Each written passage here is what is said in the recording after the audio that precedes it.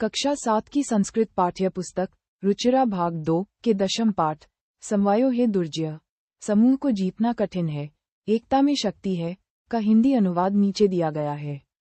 ये कहानी एकता की शक्ति को दर्शाती है, जिसमें छोटे जीव मिलकर एक विशाल हाथी को हरा देते हैं। समवायो है दुर्जय हिंदी अनुवाद। भाग 1 पुरा एकस्मिन् वृक्षे एका चटका प्रतिवसति स्म।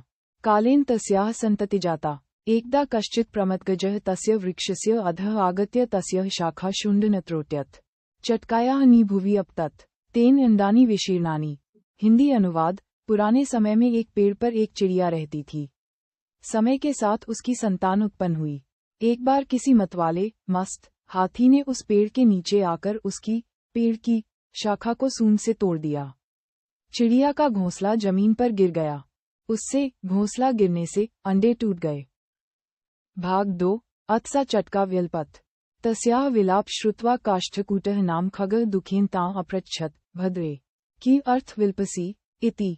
चटका अवद दुष्टन एकेन गजेन मम संततेः नाशिता। तस्य गजस्य वधेन एव मम दुखम अपसरेत। हिंदी अनुवाद। इसके बाद वह चिड़िया रोने लगी। उसका विलाप सुनकर काष्ठकूट कटफोड़वा नामक पक्षी ने दुख से उससे पूछा, हे कल्याणी, किस लिए रो रही हो? चिड़िया बोली, एक दुष्ट हाथी ने मेरी संतान नष्ट कर दी है। उस हाथी के वध मारने से ही मेरा दुख दूर होगा। भाग 3 ततः काष्ठकूटः तां वीनार्वा नामा मक्षिकायाः समीप अनयत्। तयः वार्ता श्रुत्वा मक्षिका अवद ममापि मित्रं मण्डूकः मेघनादः अस्ति। शीघ्रं तमुपेत्य यथोचितं करिष्यामः। ततः तां मक्षिकाया सह गत्वा मेघनादस्य पुरः सर्वं वृत्तान्तं न्यवेदयताम्। हिंदी अनुवाद। तब काष्ठकूट उसे वीनार्वा नामक मक्खी के पास ले गया। उन दोनों की बात सुनकर मक्खी बोली, मेरा भी मित्र मेढक मेघनाद है। शीघ्र ही उसके पास जाकर जो उचित होगा करेंगे।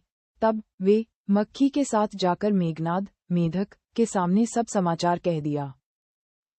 भाग 4 मेघनादः अवद यथा अहं कथयामि तथा कुरुतम्। मक्षिके प्रथमः त्वं मध्याह्ने तस्य गजस्य कर्णे शब्दं कुरु येन सह नने निमीय स्थास्यति। तदा काष्ठकूटः चंचवा तस्य नने स्फोटिष्यति। हिंदी अनुवाद। मेघनाद मेढक बोला, जैसा मैं कहता हूँ वैसा करो।